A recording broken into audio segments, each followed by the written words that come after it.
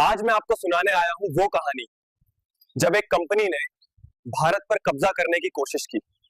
ये कोई साम्राज्य नहीं था, बल्कि ईस्ट इंडिया कंपनी थी जिसने व्यापार से शुरुआत की। सोचिए, एक छोटी सी ट्रेडिंग कंपनी और कुछ ही दशकों में उसने सम्राटों को झुका दिया। ये कहानी शुरू होती है उस दौर से जब मुगल साम्राज्य धीरे धीरे कमजोर होने लगा था। 1707 में औरंगजेब की मौत के बाद मुगल साम्राज्य कमजोर पड़ने लगा और चारों तरफ विद्रोह बढ़ने लगे। नवाब और छोटे छोटे राजा अपनी ताकत बढ़ाने लगे और भारत धीरे धीरे कई हिस्सों में बंटने लगा। यही मौका था जब ईस्ट इंडिया कंपनी ने राजनीति में कदम रखा और धीरे धीरे अपना खेल शुरू किया।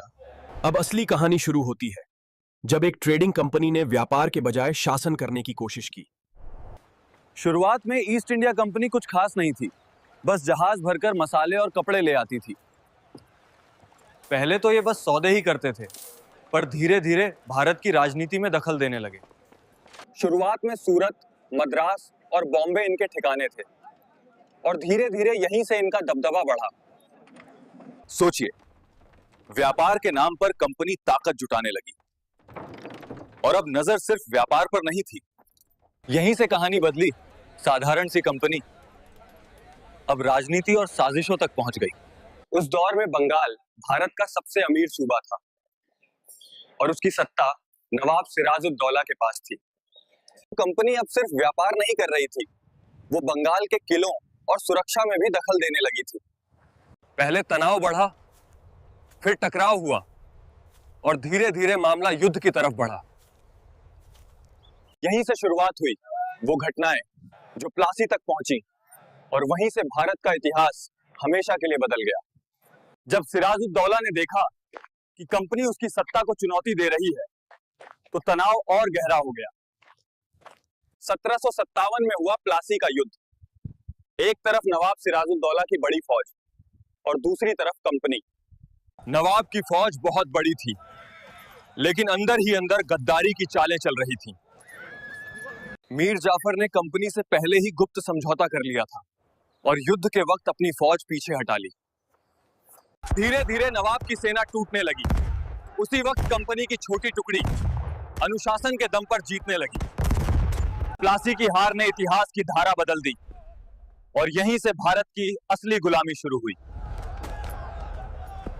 युद्ध खत्म होते ही ईस्ट इंडिया कंपनी ने मीर जाफर को नवाब बना दिया, वही जिसने सिराज को धोखा दिया था। लेकिन मीर जाफर सिर्फ नाम का नवाब था, असली ताकत और सारे फैसले कंपनी के हाथ में थे। प्लासी की यह हार सिर्फ सिराज की नहीं थी, ये भारत की आत्मनिर्भरता और सम्मान की हार थी। जो नवाब कभी अपनी सेना का सरदार था, वही अब ईस्ट इंडिया कंपनी के आगे कठपुतली बन गया। ईस्ट इंडिया कंपनी ने बंगाल को सिर्फ लूटा ही नहीं, उनकी नीतियों से भूख और मौत का दौर भी शुरू हुआ। साल था 1764। प्लासी के सिर्फ 7 साल बाद बक्सर की लड़ाई हुई और यहीं से भारत का भविष्य बदल गया। इस बार ईस्ट इंडिया कंपनी के सामने थे बंगाल का नवाब, अवध का नवाब और मुगल सम्राट शाह आलम। तीनों की फौज मिलकर बहुत बड़ी थी, लेकिन अनुशासन और तोपखाने में ईस्ट इंडिया कंपनी आगे थी। बक्सर की हार ने सब साफ कर दिया। भारत की सबसे बड़ी ताकतें भी कंपनी के आगे टिक नहीं सकी। 1765 में बक्सर की जीत के बाद ईस्ट इंडिया कंपनी ने मुगल सम्राट शाह आलम द्वितीय को झुकने पर मजबूर कर दिया।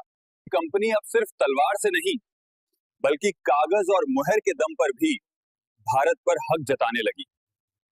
1765 में इलाहाबाद की संधि हुई और कंपनी को बंगाल, बिहार, उड़ीसा की दीवानी मिल गई। मतलब साफ था, अब कंपनी को बंगाल की आमदनी और टैक्स वसूलने का हक मिल गया। यहीं से कंपनी व्यापारी से शासक बन गई और भारत की दौलत सीधी लंदन जाने लगी। इलाहाबाद की संधि के बाद कंपनी ने आम लोगों पर और भी ज्यादा टैक्स लगा दिए। 1770 में भयानक अकाल पड़ा और कंपनी की लालच से लाखों लोग मौत के शिकार हो गए। इतिहासकारों के अनुसार सिर्फ बंगाल में ही 1 करोड़ लोग भूख से मर गए। जो इलाका कभी भारत का सबसे अमीर था, वहीं कुछ ही सालों में भूख और मौत की धरती बन गया। 1857 आते आते जनता का गुस्सा फूट पड़ा। ईस्ट इंडिया कंपनी के खिलाफ पहली बड़ी बगावत शुरू हुई। कारण कई थे, बेरहम टैक्स, धार्मिक अपमान और यहां तक कि सैनिकों के कारतूस भी बगावत की वजह बने। बगावत की चिंगारी मेरठ से उठी और पल भर में दिल्ली, कानपुर, झांसी तक फैल गई। दिल्ली में सम्राट बहादुर शाह जफर को बगावत का प्रतीक बना दिया गया। झांसी की रानी लक्ष्मीबाई ने बहादुरी से अंग्रेजों का सामना किया और इतिहास में अमर हो गई। कानपुर में नाना साहेब और अवध में बेगम हजरत महल ने बगावत का नेतृत्व किया। हिंदू और मुस्लिम दोनों साथ आए। ये लड़ाई अब सिर्फ स्वतंत्रता के लिए थी। ये सिर्फ एक बगावत नहीं थी, ये तो भारत की आत्मा की पुकार थी। ईस्ट इंडिया कंपनी ने पूरी ताकत झोंक दी और सड़कों पर खून की नदियां बहने लगी। 1857 की लड़ाई वीरता से लड़ी गई, लेकिन संगठित ताकत न होने के कारण हार गई। हजारों लोगों को फांसी दी गई और पूरे गांव उजाड़ दिए गए। दिल्ली भी हार गई और मुगल साम्राज्य का आखिरी दीपक हमेशा के लिए बुझ गया। बगावत तो दबा दी गई और 1858 में ईस्ट इंडिया कंपनी का राज खत्म होकर भारत सीधे ब्रिटिश राज के अधीन हो गया। 200 साल की लूट और गुलामी ने